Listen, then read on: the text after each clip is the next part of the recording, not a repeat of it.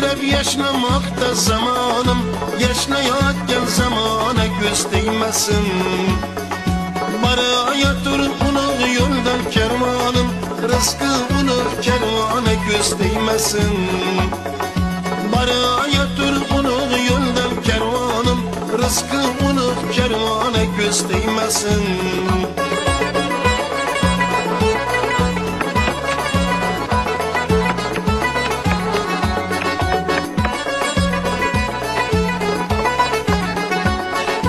Şükür kim halaldır yegen namımız, halka hizmet yürür kesbi kavrımız.